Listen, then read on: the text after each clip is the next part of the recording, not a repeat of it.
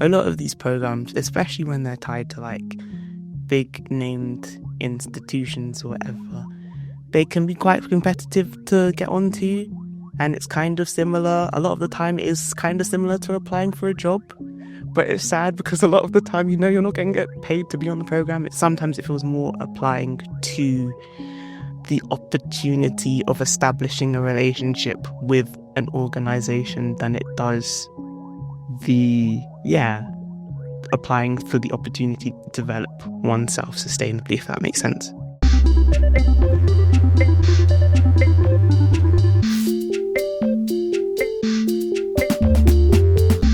Hello and welcome to Working to Work, a neurodivergent journey through employment. I'm your host, Sam. In this episode, I'm speaking with Yasmine Dankwah, a multidisciplinary neurodivergent creative who's been seeking work in the creative industries and also working within the creative industries. Predominantly, I wanted to speak with them in regards to their podcast that they made called Pathways, which explores the programs that are designed to support specifically young people into the creative industries to give them experience and ideally opportunity to do gainful work.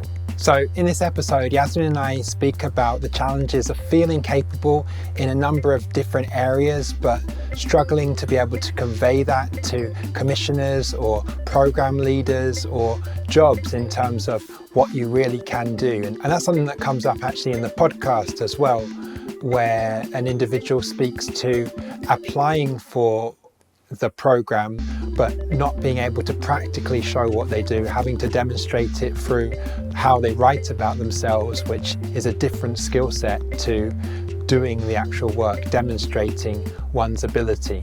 Also in the episode we speak about the emotional toll of rejection and how potentially that is reframed, and the importance of finding supportive spaces that are person-centric, what that really means in practice and how that benefits the individual. There's a lot more in this episode that I don't want to spoil, so I hope that this has enticed you enough to want to listen. I've interspersed some clips of the Pathways podcast within this episode to give you a taste. It really is fantastic and I hope you give it a listen. If not before you listen to this, then after. The links will be in the show notes. And let's get into the interview with Yasmine now.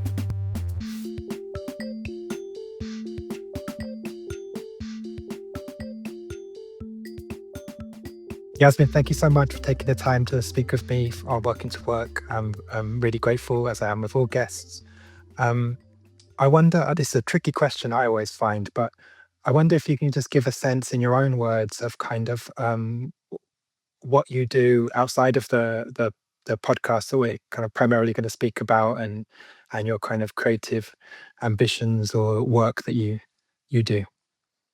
Yeah, of course. And yeah, I resonate with the fact it's so like difficult to like explain what you do in a couple of sentences. So I'm gonna try. I am predominantly a writer. So I trained in like writing for performance, specifically playwriting and spoken word poetry. And from there, I sort of developed an interest in sound and sound design. So I did a bit of sound design in theatre and was like, the exploration of sound and like music and storytelling is really cool. So that cultivated that.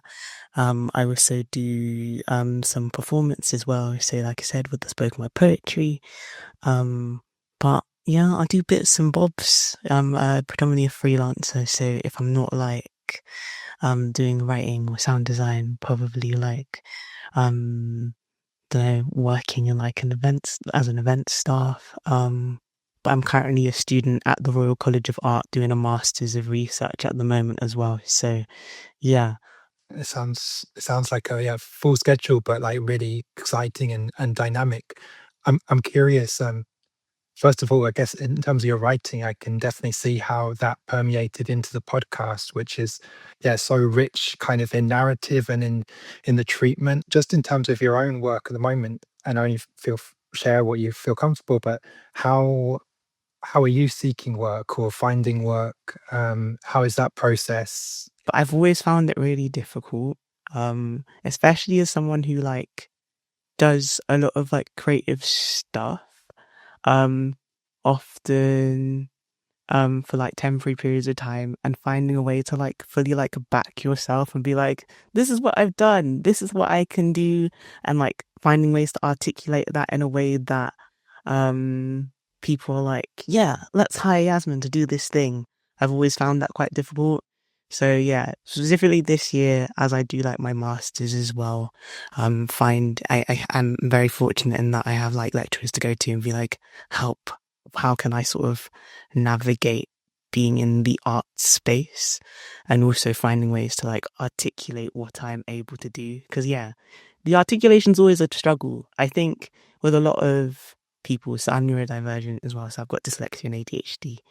Like, I think the execution part feels a lot easier to do than the explanation of the execution, if that makes sense. I 100% understand. I wondered, do you think part of that is because like the way you described what you do, it makes you think of a polymath, like someone that is doing a lot of different things well, and you have a lot of creative interests. And I think sometimes it can be harder to not sell yourself, but explain to someone or kind of convince someone of your one's creative value when you don't necessarily specialize in one thing, but that can also be an incredible asset. I think that you have the experience and understanding of different disciplines that can imbue into that role. Is there an aspect of that that makes it challenging, do you think? 100%. Again, because you're applying for like job roles a lot of the time that have like a specific sort of job title that you assume, oh, this is the thing that they want. But then you have like so much other like sort of value to give essentially. But having said that, I'm thinking about like a role. It was more of a training program that I did, called the Wired for Music Associates program that Sound Connections had run.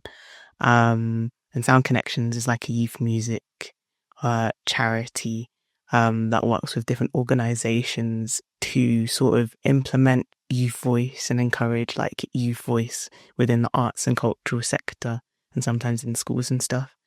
And their training program was so like multifaceted. They also paid you, which was great. So it was like training you how to do facilitation or project management. And that's how like Pathways as a podcast came to be. And it was in that space of being like, you can do anything or like learn anything you want to. And because the team's so small, like there's a lot of space to learn from like different parts of the organization. So if you're working in consultancy and you wanted to learn about communication, you could like literally have a chat with the communications lead at the time and like sort of cross learn. So I guess it's also finding environments or like learning how to find environments or work environments that allow for that sort of cross disciplinary or like, yeah, the upskilling in other forms of, yeah, practice. Because I think that makes things a lot more like, yeah, exciting, versatile, and you're able to work and communicate with people who, especially when you're in a small team where it feels like the pressure's on like them all the time, if you could help pick up that slack by knowing what they're talking about and that skill is, it's so useful. So yeah. There's a couple of questions that I had just going back to what you spoke about in terms of being able to convey your skills and abilities and different roles that you can do in relation to being dyslexic and ADHD. Can you pinpoint, do you think, what it is about those conditions that you feel like makes it more difficult for you to convey those skills to others and gain opportunity potentially? 100%. I think with the dyslexia again is that like articulation, but with the ADHD again, because I find that having the both is like, I don't like saying the word superpower, it feels weird. Having both like has its benefits and sometimes negatives as well. The ADHD, it's often like like prioritizing, sort of creating the time to prioritize what I want to get out of a job that I find is like fulfilling and like, yeah, or sustainable. And then, yeah, and then sort of making the time without doing it the night before the deadline to actually like write the application and do all the things. But at the same time, there have been times where I've done it last minute. I've been like, okay, like this couldn't have been done at any other time. Um, but other times when it's like, no, you actually need to just sit down and do the application, just write all the things, actually give yourself the time to like sell yourself and sell what you can do in relation to what is being asked of you, that sort of thing. And maybe be able to iterate that as well. Like I have a similar situation where sometimes I'm just cannot do it until the last moment, and then maybe it can come out okay. But if I'd maybe got a false deadline somewhere, then I could have done that and then iterated and refine it a little bit. But there's no time after at that moment. That's when I reach out to other people sometimes for like some kind of soft accountability, like tell someone I'm going to do this, I'll let you know. But even then you kind of know that you can break that, but I don't know. Because there's someone else involved, like where like a project you're doing with someone else, you'd feel maybe more guilt if you didn't kind of do your bit. No, that makes a lot of sense. Involve like, yeah, having that external accountability, I think, yeah. Especially someone you're slightly scared of. That makes it, or like fear disappointing. I like that. But I totally, I don't know, in terms of obtaining opportunities or speaking about what one can do, I appreciate or can resonate with that sense of like feeling that, or maybe I should speak for myself, that I'm not able to fully kind of represent what I can do in a compelling way, or it undersells it, or it somehow sounds childish the way I write it. And I don't know whether that's just like the way I write. But yeah, it's just something that in my mind when I kind of apply for stuff still, I feel like it feels amateurish, which is potentially just a psychological thing, but then feels generic when it's kind of fed through AI or something. No, I definitely agree. And I guess it's because I've been on the other end of like reading applications for things, and like it's so strange because obviously you're sort of people are looking at your like responses from the sort of job description sort of thing, and like when people write stuff down in relation to what's in the job description, especially for more like sort of corporate stuff, sometimes it feels quite generic what's written down, but it's literally because it's like this is what's being asked of the job description and this is what's being executed or needs to be achieved. I'm not sure what it's like in the creative industry sort of thing because I haven't read job applications for that, but in some freelance roles I have, and it's like, but sometimes it feels like there's no personality. But other times you just need to be generic. But it's hard when you're like, but I do the creative thing and I can be so much more than that. But on the flip side, it can just be like, okay, like this is what I can do. These are just the pointers. And then you get into the job and you can do so much more.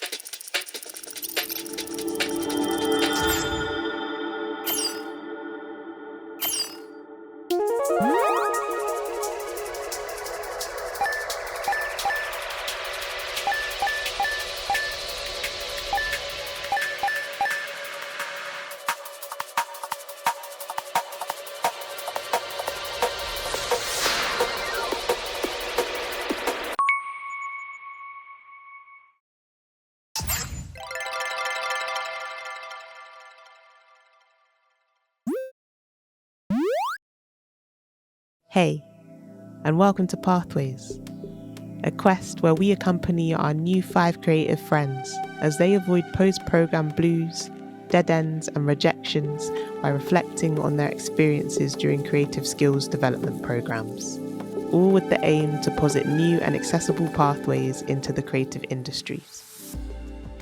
Next, I wanted to speak a bit about the podcast. I have a question in the introduction where I wanted to know if is there any experiences that helped you shape the way you think about creative work and opportunity. But I think that very much links to the origins potentially of the Pathways podcast.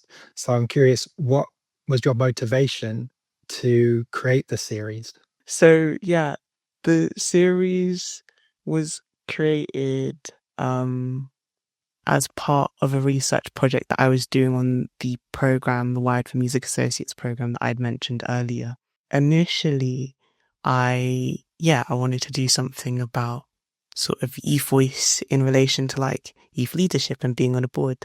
But then as we went through the program a bit more and I was discussing with my fellow associate, Shakira Aline, who's also been on the podcast, amazing, incredible human, and like sort of being inspired by her journey of like reflecting on lived experience as a way to create something that was of genuine value, not only to her experiences and the things she'd gone through, being like a Black woman with like autism and ADHD, and creating a documentary from that. I was like, oh, what?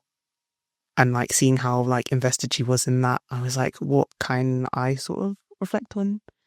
And ironically, I was on this program that I was really enjoying. And I was like, oh, why can't all programs be like this?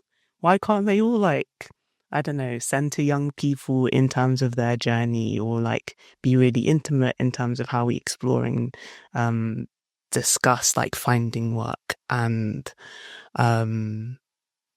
maybe pay some young people to do some work. I don't know.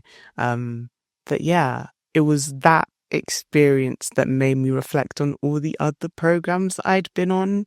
These programs, so I call them creative skills development programs, and they're often aimed at young people aged between 16 to 25, and more recently 16 to 30. They can be run by different like organizations. So like sometimes the government runs some of them, other times they're run by like youth-led charities. Biggest like the most well-known charities who run them are often like charities like the Roundhouse. There's also an organization called the New Direction who used to run, I'm not sure if they still run them, used to run these programs in collaboration with I think either like the Greater London Authority, and they were termed like Skills for Life programs. So that you could like do a program in like podcasting or video editing or like I can't remember the rest of them, but essentially if you type in like 16 to 25 programs in the creative space, you'll tend to find things like this. And the aim of them sometimes is employment at the end. Like sometimes you'll find organizations, opportunities that have like sort of interviews at the end. Other times it's the aim is to like have like a sharing. So if you're in the theatre or acting space, there are a lot of like young companies that are run. So like the Almeida Theatre runs them, Bush Theatre, that sort of thing. And the aim is to have a sharing, and they might invite like agents at the end of it so you can get representation. But the general purpose of it, I think, is, or what I found the general purpose based on the experiences I've had, is like the sort of building of skills and upskilling in a specific field that you're interested in.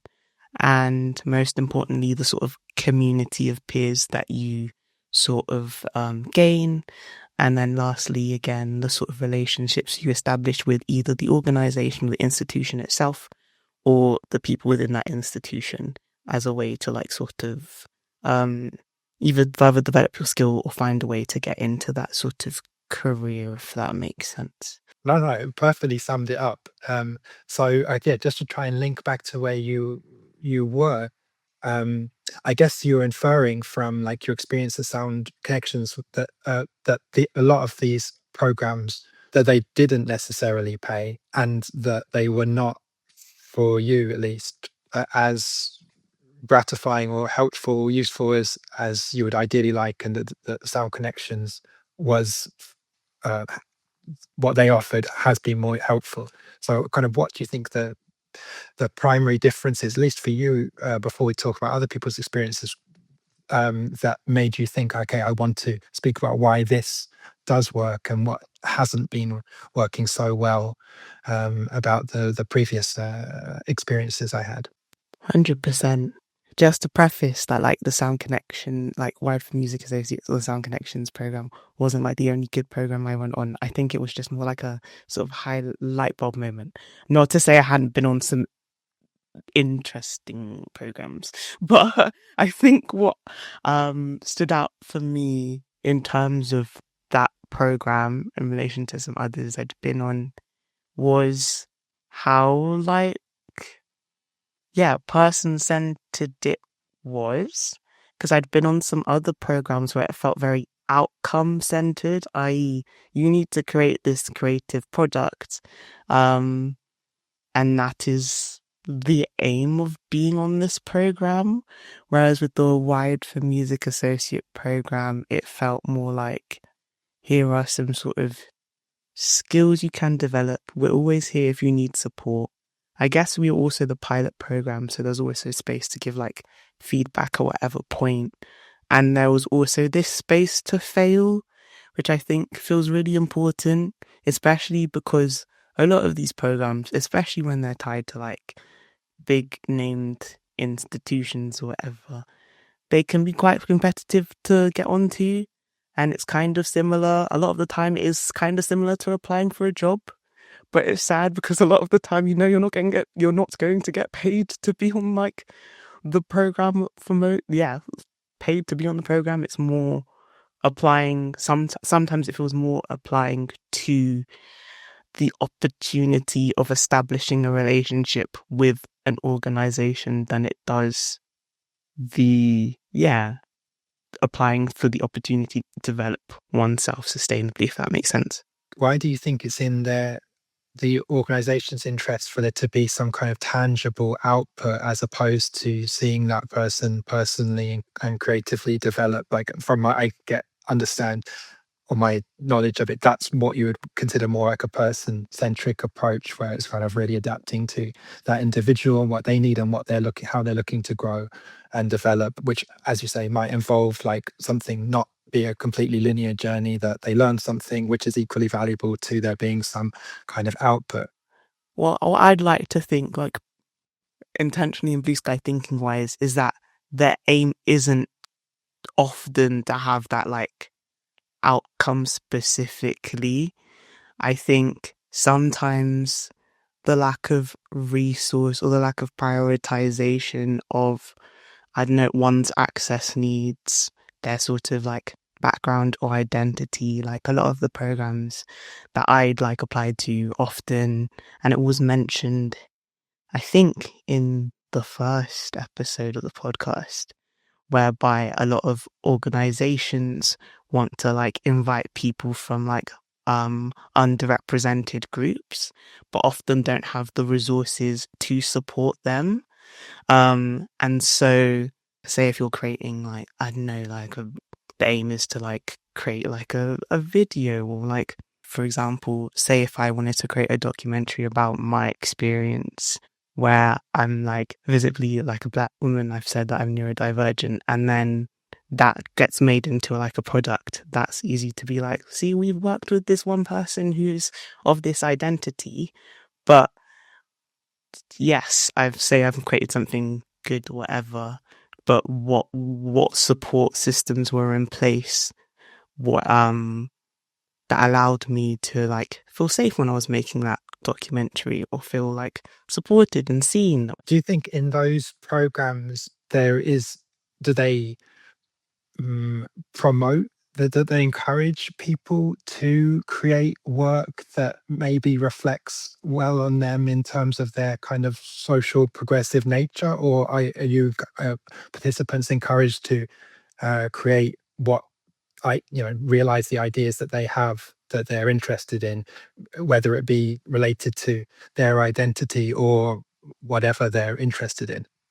I think it depends on the environments in which people are in, because again, there are some organizations that promote create what you want to, and like that will, and create what you're sort of passionate about. There are others that might not cultivate that same sort of that might not cultivate that same sort of like creative curiosity. Haven't done all of the programs in the world, so I can't speak to that, but Um, I'm trying to, yeah, but there was a time, so again, after I'd like left uni, where I was like applying to like these writers programs, like specifically for theatre, where in my head, because it was like the nature of what theatre as an industry, what I thought they'd wanted, where I was like, oh, if I'm gonna get into theatre, I'm gonna have to write like a story about Black trauma, that sort of thing, in order to like be seen and heard and stuff. Um, which in hindsight, like, is like a lot, like emotionally, to like feel that responsibility as a teenager to be like, if this is how I'm gonna go into theatre, this is what I'm gonna write. But sometimes it does, sometimes it feels like, I don't know, there's a need to respond to what industry wants outside of um the program in order to get ahead and where you want to go, if that makes sense. How do you feel about balancing those two things, like the realities of like wanting to move forward in one's career with like balancing like making those decisions in terms of like how one speaks about themselves, or the type of work they're proposing to make that is important potentially, but might not be the primary thing they would want to focus on, where they're not necessarily an advantage, a potential advantage in speaking that way about oneself or pursuing that particular theme for work? Yeah, that's such a good question. Um, I think when I was younger, I think my answer would have been a lot different. It would have, again, sort of, how do I fit into what the industry wants in order to get in and get ahead? But I was always like struggling to fit in as a kid, so that felt like comfortable, normal to do. But I think with the more creative opportunities that I've like had and been grateful to have, like, there is sort of a prioritization of like not feeling that I need to mask in those industries in order to get ahead. And again, it might, like, everyone's route and path looks very different.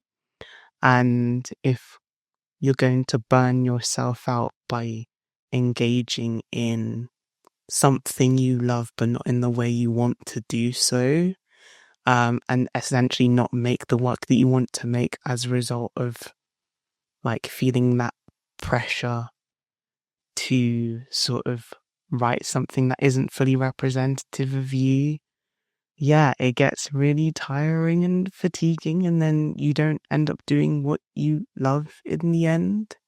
And I guess as I've gone on, I'm finding that there are so many ways to do the things that you want to do or want to create, um, that a lot of the time aren't financially stable, and again can be tiring in their own way, but can be just as fulfilling. And finding people like the people on the podcast or the people I work with, um, who are like on the same wavelength, or organizations that support the work you're trying to do, finding those people can be just as valuable as going at it alone and doing the thing that you think industry tells you to do, only for the industry to be like, we don't want it anymore, there's a new trend ahead, thank you. It's, yeah.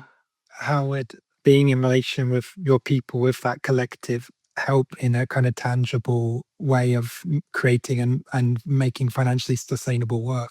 Would that be potentially like recognizing, okay, we have shared experiences of the industry, of how what we think the way we like it, the way we think it works and does, and we want to form some like a type of collective that, our own organization, and start something new? Or is it the kind of the support? At the moment, for me, I think it is that shared resonance of like, okay, we are going through like similar experiences, and it's nice to have people to like speak to about that.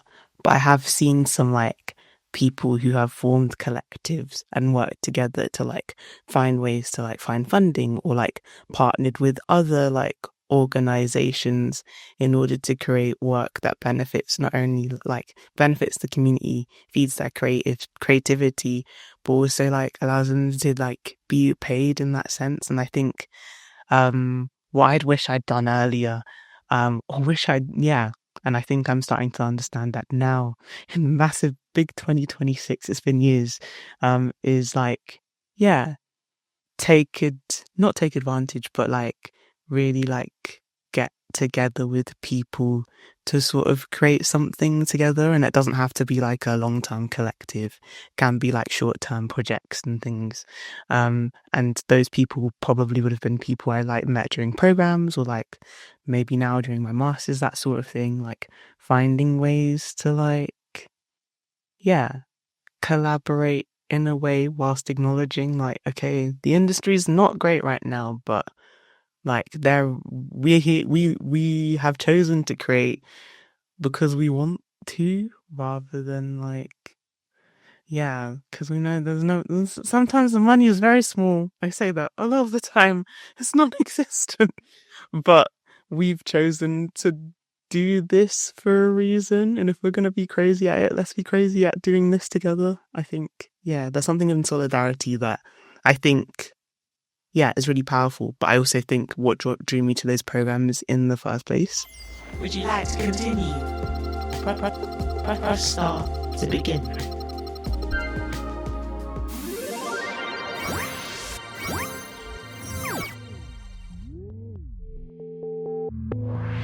If you think about it, the application is kind of like a mini game before the actual one begins. It's like the qualifier, even. Accepted and the game commences. Drop bar. It's clever. Oh, that's brilliant. Absolutely brilliant. Rejected and it's game over.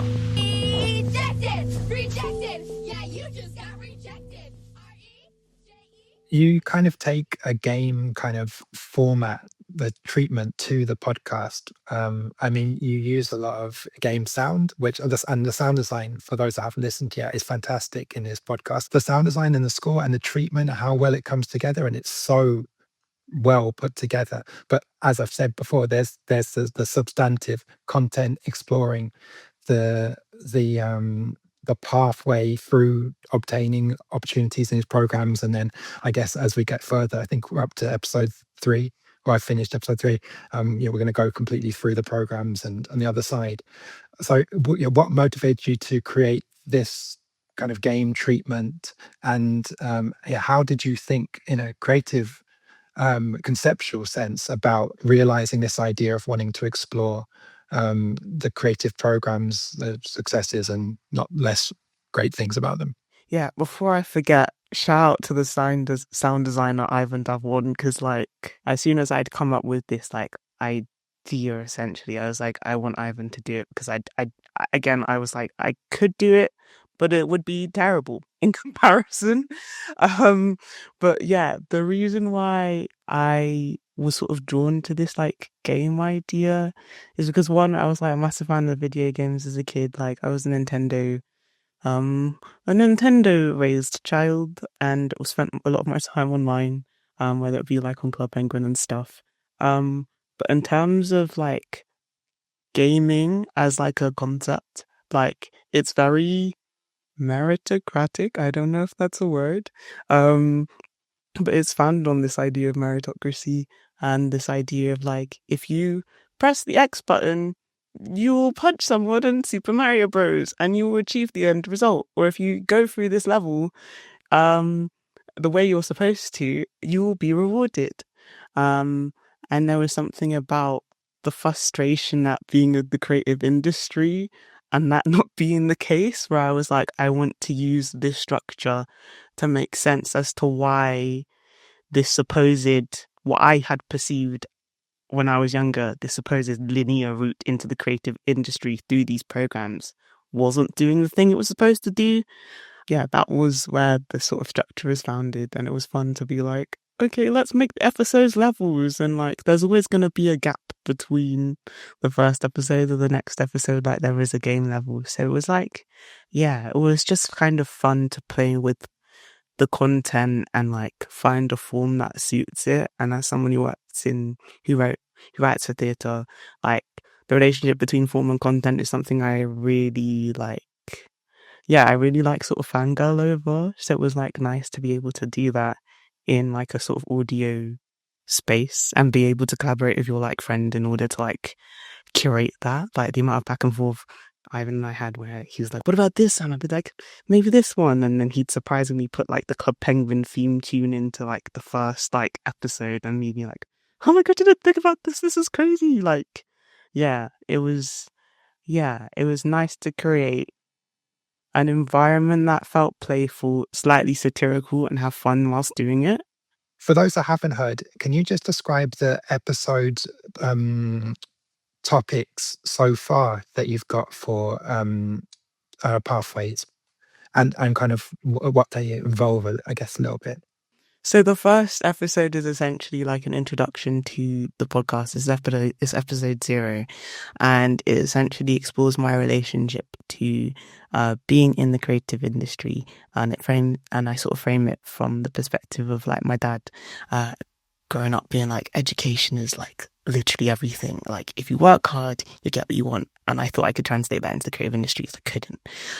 So it's just an introduction to Pathways, but also what a skills development program is. And it gives you a little intro into that.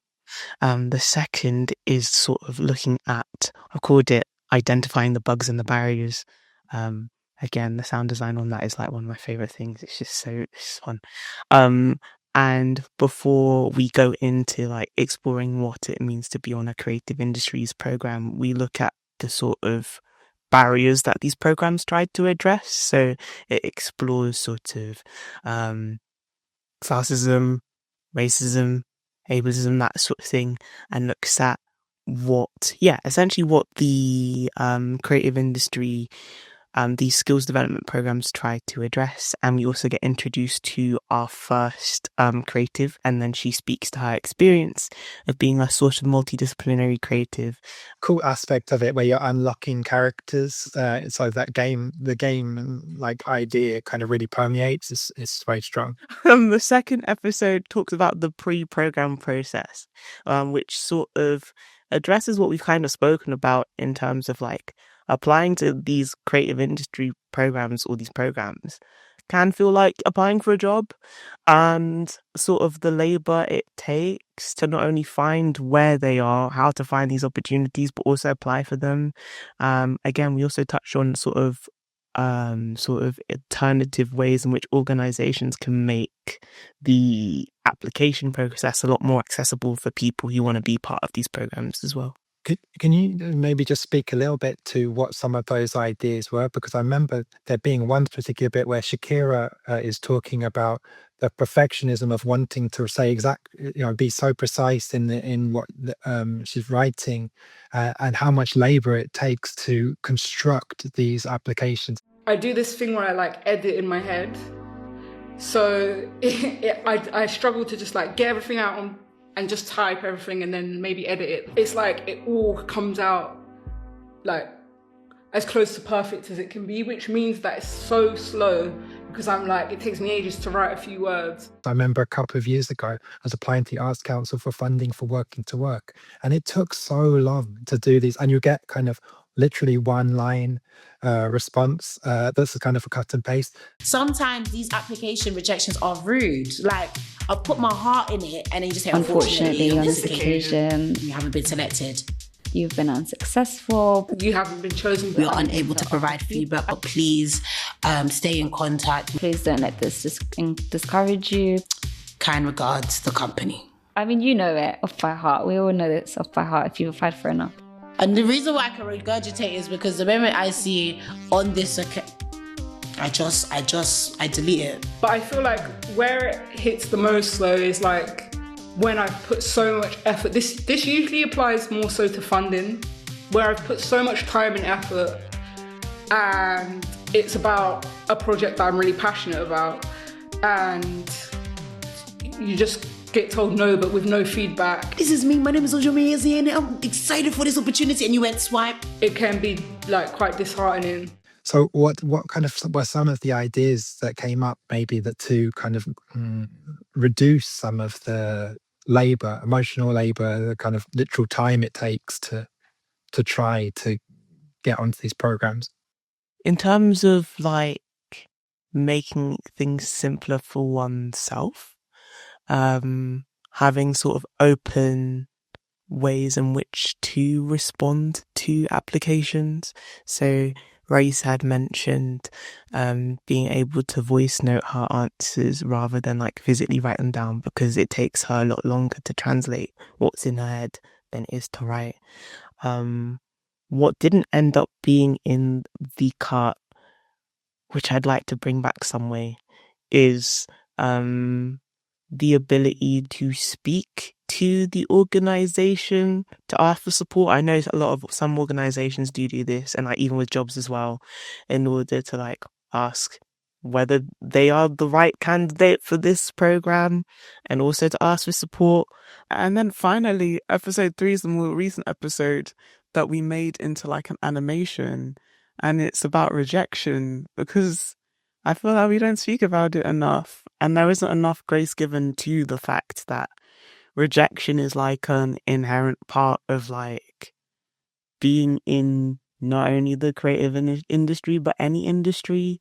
And like you mentioned, like the unfortunately on this occasion, email plays on my mind a lot, and I wanted to explore that. And so we have another like guest we unlock who speaks to navigating rejection in a very in a very caring and like insightful and wise way. So that's where we're up to at the moment. Episode 4 will be on like age limits and why they are a thing, why they need to be a thing, and could we imagine a world where, you know, programs like this could be accessible for everyone? Because like I said, like creativity doesn't have an age limit, and the ability to like be in community with other people who are interested in the same things that you are and have that be facilitated should be a thing for everyone.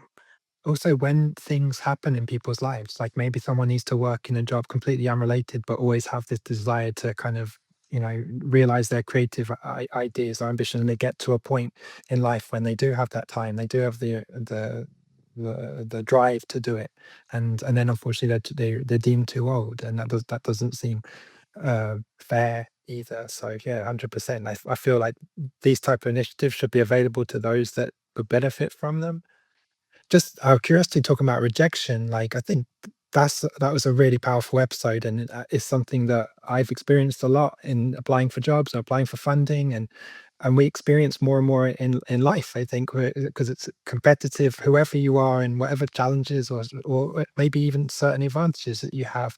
What did your guest, without revealing them, offer in terms of how to gracefully and I guess constructively take that rejection? Or maybe even term it a different thing. Maybe there's something about semantically about the word rejection that feels so negative, but I guess that is what it is. 100%. Like, the people on my podcast, they're just so wise and so like lovely. Like, I think the biggest thing was like, if it's meant to be, it will be, which is such a hard like pill to swallow. But it was also like, with the sort of experience they had and the hindsight they'd gained, it was like it was sort of, maybe I wasn't ready at that time to take this opportunity, or maybe there's some other things I should learn. But I also think it's two-pronged.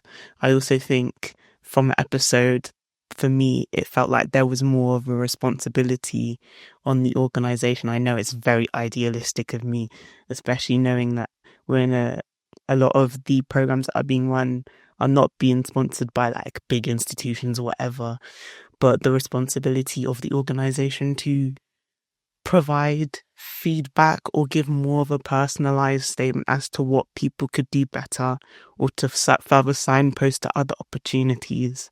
Yeah, there should be more care and support and intention towards that. But yeah, I think there's a balance. Not 100%. And I think in a way that two things that could potentially be a requirement of the funding that they receive, that they will actually provide that constructive feedback, because in some ways, while they can't let everyone onto the program, you can actually benefit more people if you offer real bespoke constructive feedback that helps someone be able to apply, not in a better way, but like with more knowledge of how it's being received, and tips. So that is useful. That is actually, okay, it's not money, it's not the opportunity, but you are getting something then from that work that you put in.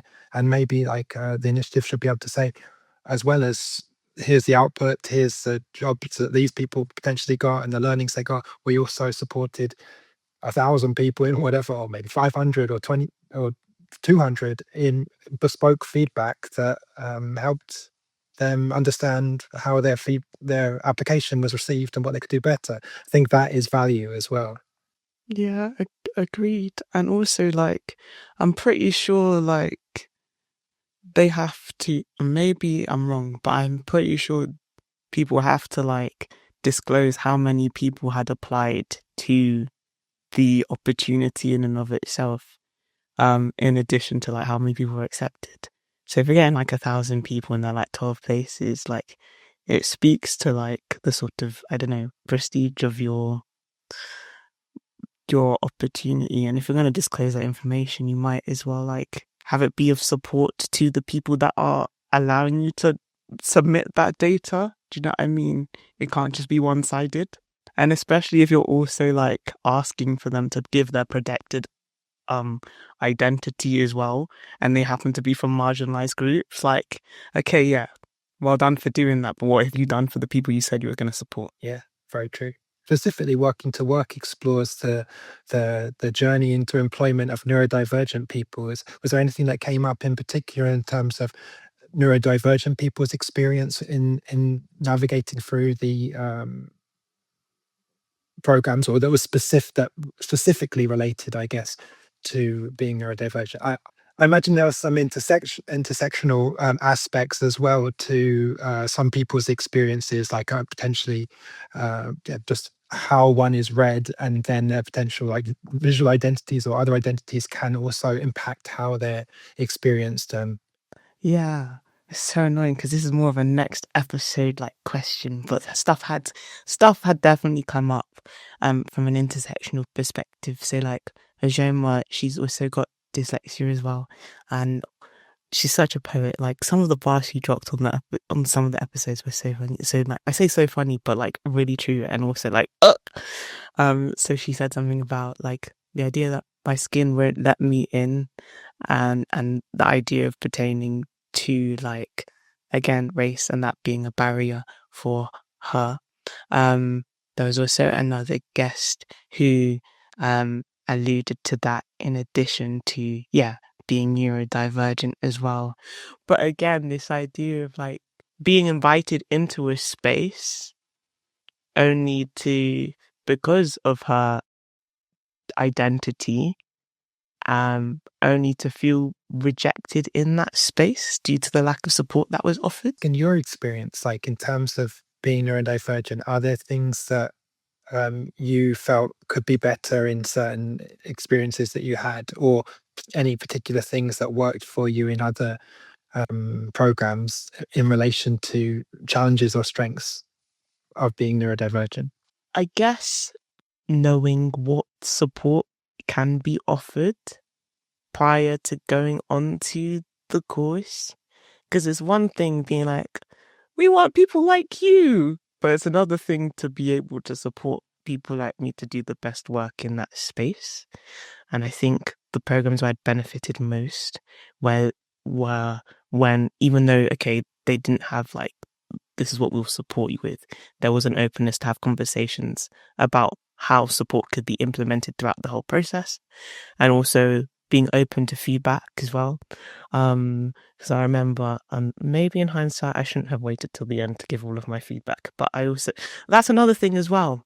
Sorry, tangent, but evaluation. So a lot of programs or like opportunities end with like an evaluation, and that could look like a focus group, could look like a one-to-one. A lot of the time they look like forms, where it's like, on a scale of 1 to 5, how do you feel?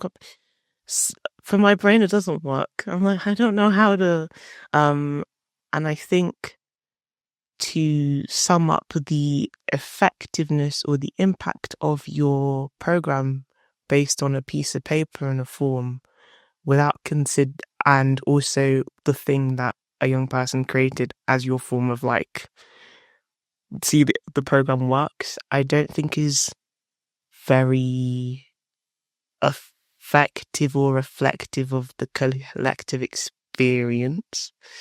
And so there should be more ways in which evaluation can be seen or undertaken as more of a casual approach. I remember like the stress of having to do like an evaluation form, knowing that you had to say good things about the program, and that sometimes like those good things were valid. Other times it was like, you've just put this on me. It's the last session. I just want to say goodbye to my friends. Where it's like, nah, I think there should be some more intention behind that. But having said that, there is also the pressure of like funding and like resources as well, and wanting to like run the program again and be able to do it again and like that sort of thing. But yeah, at the same time, I feel like there should be space for that if there is the capacity to do so. Yeah. Yeah, I don't think one should have to feel compelled to be positive, because if you didn't think some aspects were positive and you just said it was, and they get to do it again and they don't change anything because and also just thinking about why they potentially do it with the 1 to 5. I mean, I imagine that's the easiest way to collate the data and then give it to a potential funder, but that's not, as you say, not necessarily the best thing for the individuals or the collective that they were there to support. But yeah, again, it's maybe a money thing and just like limited time and so it's a balance of balancing all those things.